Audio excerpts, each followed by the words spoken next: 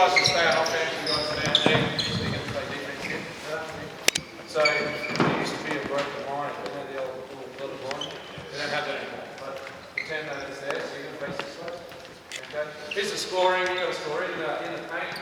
You break the plane of the chart circle. So if you get dumped it, you'll break this plane is worth 2, any other score's worth 1. You got that? You have 3 seconds to make the play. As soon as you see this ball in my fingers, it's fly. You got that? There you go. 3, 2, 1. 3. Now we go. 6, 2, ready?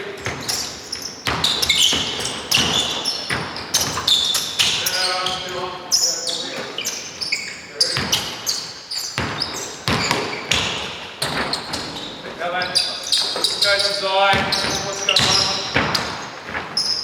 Right, what's the score? You got 2 as a team? Good. Ready? Go down the score. Now then, this is just warming up again.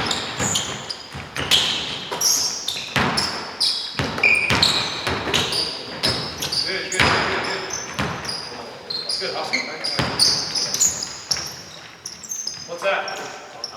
Nothing, you got to score in the paint, change it over, light, you go on offense, start with quick, we can do this for 30 more seconds. Ready?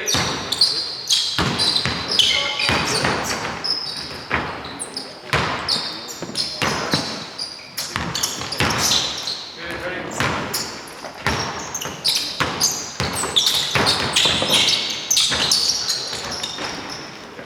Last one, River.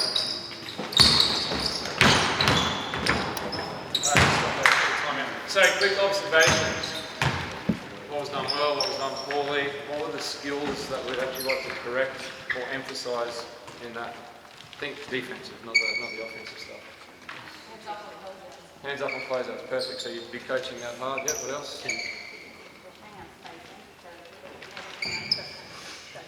Yeah, just come on. Here you go. Have a pathway to the room. Get your 2 points. So, what else? Can you think individually strategise? So like, I might know that the person on offense is weak left-handed, so I might turn a certain way to force them. Yeah, some thinking, right? Like the scouting side. This is a pretty easy drill, right? 3 seconds to score. Then he's going to try and dunk it, so I know what they're trying to do. So, did any of you guys think about, have you played against someone before? Yeah? Did you send anyone to their non-preferred hand on the closeout?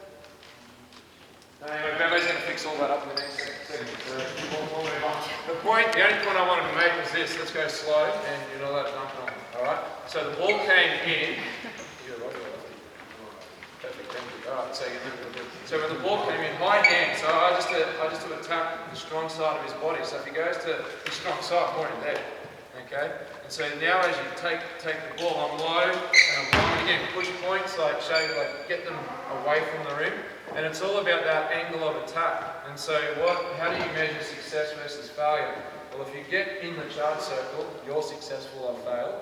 Okay? If I can drive you outside the charge circle, I've been successful.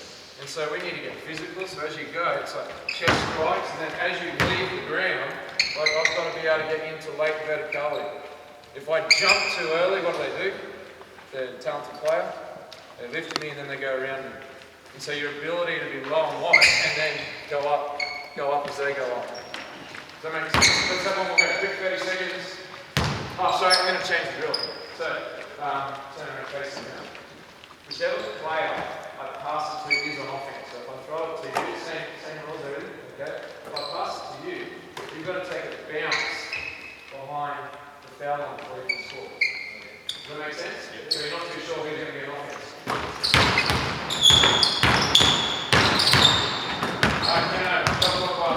A little fumble was costly, wasn't it?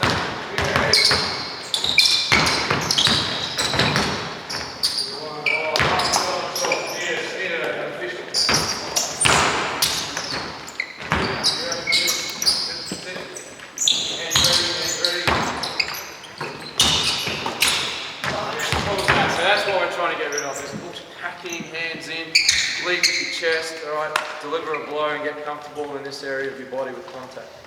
Right, so that's enough of the one-on-one. We'll put in some rotation drills now that hopefully the end product is there's going to be some rim protection. So let's get white, give me an offense, okay? Spread out around the 3-point line. So before you use the spread out, black with 3 defenders, So I'm going to introduce this control. Let them play for a bit to get comfortable. Then I'll add some layers in, and then hopefully we get to a point where it's random. Okay? Right, offense. So you score in that happy face, a big smiley face. CJ Bruton always told me that that was the smiley face. Okay, made Alex Pledger very happy. So if you can score in there to a 3, okay? If you can score a 3 ball, it's worth 3, and any other score is worth 1. You get that? Cool. Defense, it's a scramble. Alright? You've got one less defender, a 4th defender. Okay, just come over here and stand at the jump circle. When the ball comes in, alright, our priority is the ball. If you can get a lot of ball pressure and stop him from coming downhill with vision, penetrating, moving the ball, if you can get a deflection, if you can get him like that, you've done a really good job because it buys time. The ball's got to be guarded. We've got to protect the basket. Okay? We've got to protect the basket, and then we've got to do the best we can. Right now it's a bit of an awkward situation. When the ball breaks the 3-point line, or there's a pass being made, your teammate can come in the drill. Right, I'm not going to give you a defensive language, but I'd encourage you guys to talk with purpose to help your teammate in the drill and to get it done. Okay? Alright, you ready? Now offense, there's 3 defenders right now, so I'll give you 3 passes maximum and 3 dribbles maximum as a team. Get the best score you can get. You ready? Start the keyway. Start the keyway. Up there. Listen to this block. Right, keep it over. Here we go. Team. 5, 4, 3, 2, 1. Whoa, whoa, whoa.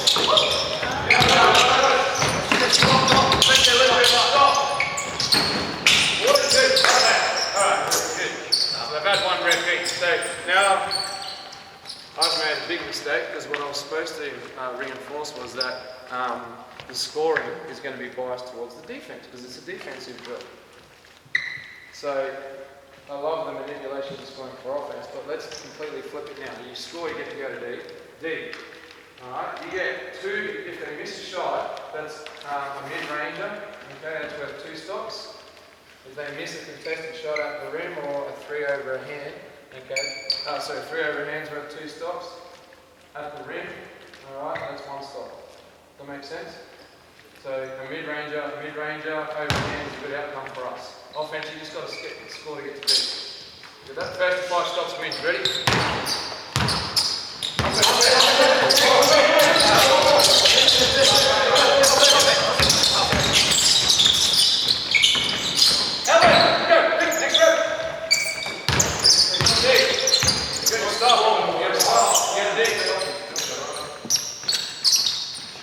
Happy with that transition in your own practice session?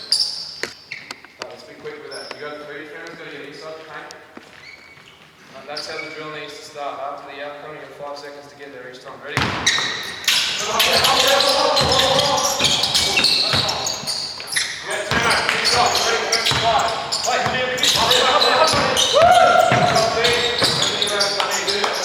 Break the rules, so you guys are off there. What's on deck? Yeah,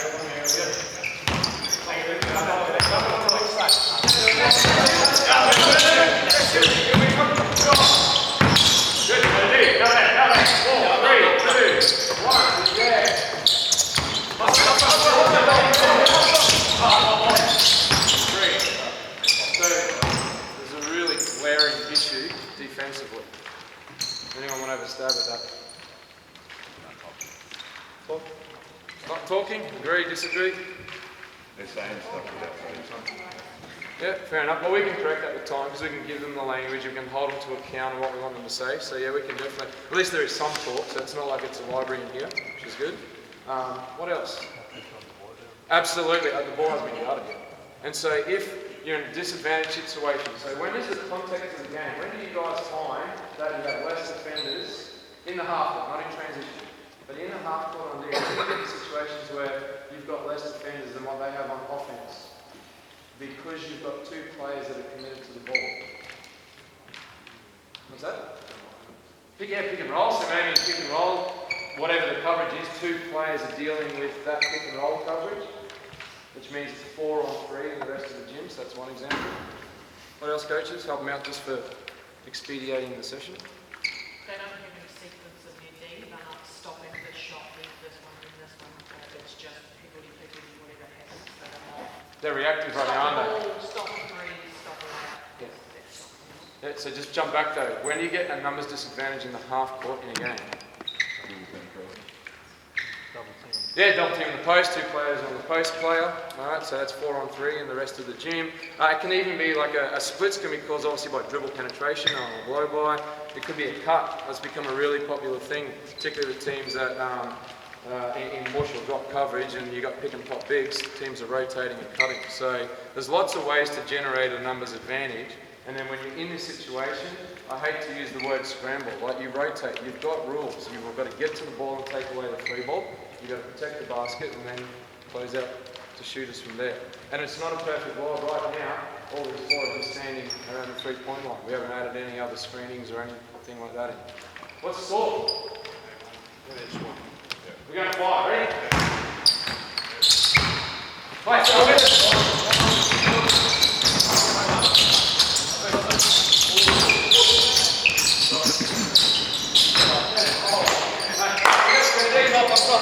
I was going to put him on D anyway, because the defender got lifted on that closeout. Shot break got lifted. Alright, stay down, closeout. Alright, hips down. Alright, look at his chest. He's not going anywhere with his body. Alright, second off the floor. I'm going to wait for the boss, eh? There we go, hands up. There you go.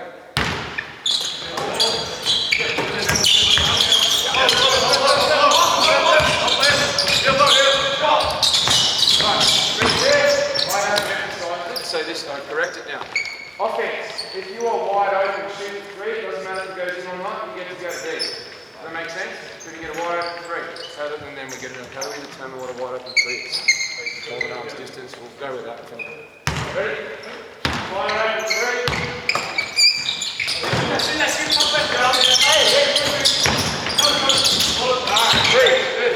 Now boys, this is one of those annoying sessions where the coach stops every possession. That's because it's for these guys more than it is for you. Rewind it, rebuild it, and let's get this part where you went, hey. Alright, I'm picking on you. Hey, still Walker, you said something. Let's see if we can clean it up. Alright, so the ball was. Someone got the ball, and the pass was made. Now before we start this possession, what did I just say to the coaches? No, I didn't say that. What was the rule? Out of the rule. If you are open, shoot it. What is an open 3 to you in your mind? Anyway. How do you measure it? Hand down, yeah, more than an arm space away. I think if you've got more than an arm, if you're going to touch his belly button, that's enough space to pull the trigger. Okay, so instead of hey, what would you say next time? Ball! And if you yell out that you've got ball and you close out hard, then what way are you closing out? As long as you got your hands up high, I'm not worried about the skill, and everyone has their own opinions on, especially when you're guarding 2. Alright, but the ball's pressure, that's the point. Okay, now we're starting to shift, aren't we? Because, yeah, taking the glass of rotating. Alright, you're on D because you had an open 3. Here we go. Open 3, get you on defense. And I'm fighting, we don't shoot the ball. We're not prepared to shoot the ball too with the younger kids, so incentivise taking open 3s. Alright, ready? I get your hands on your shoulders, don't give the coach a shit, so you know we're ready to go. Right, so that's the athletic Tory Craig, I'll just from behind, but you know when we did that verticality drill right at the start, that's the scenario I was hoping would unfold. Getting good at that. Right, here we go.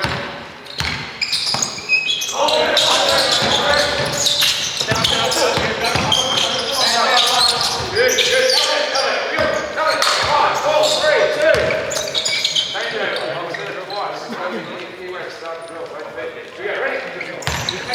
I'm just picking on it so the coach can see.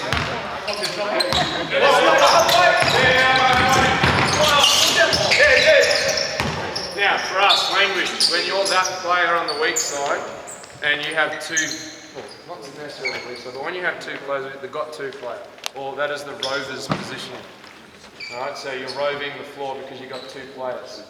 And so, in this drill, if you are in a situation where you're dealing with 2 guys on D,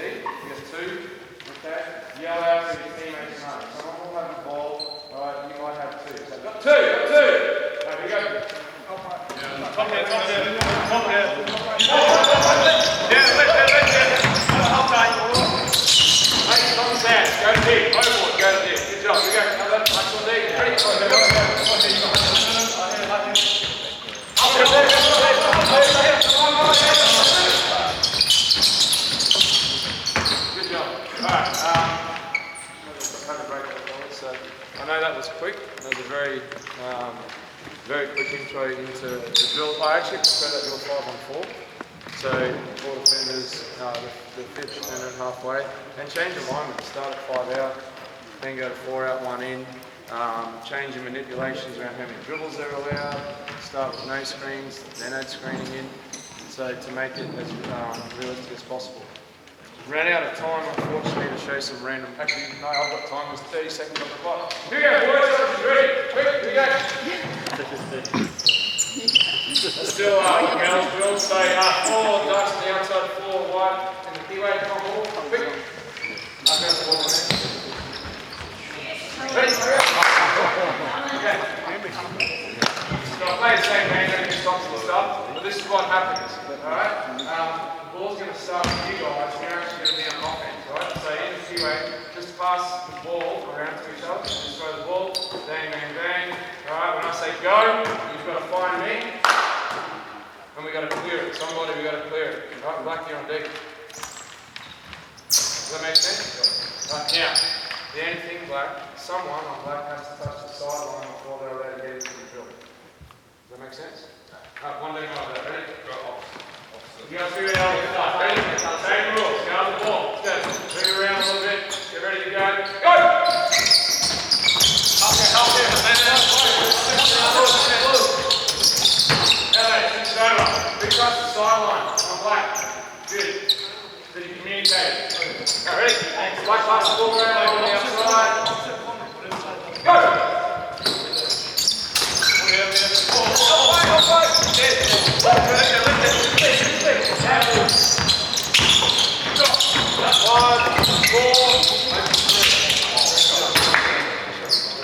I mean, that's one of fun. I think have fun.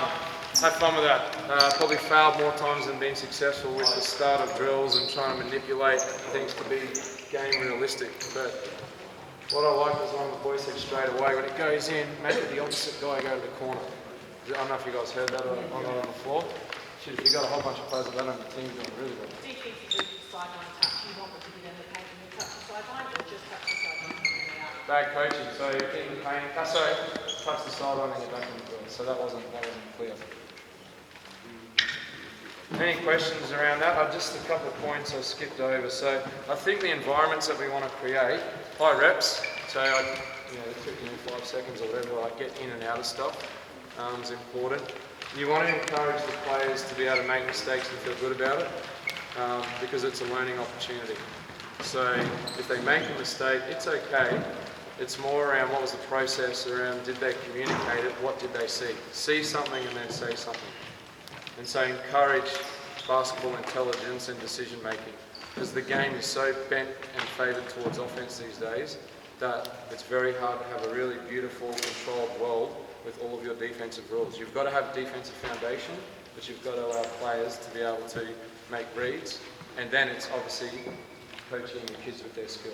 Hands on closeouts, angles of closeouts, all the skill stuff is the priority, because without the skill they can't execute. Thank you.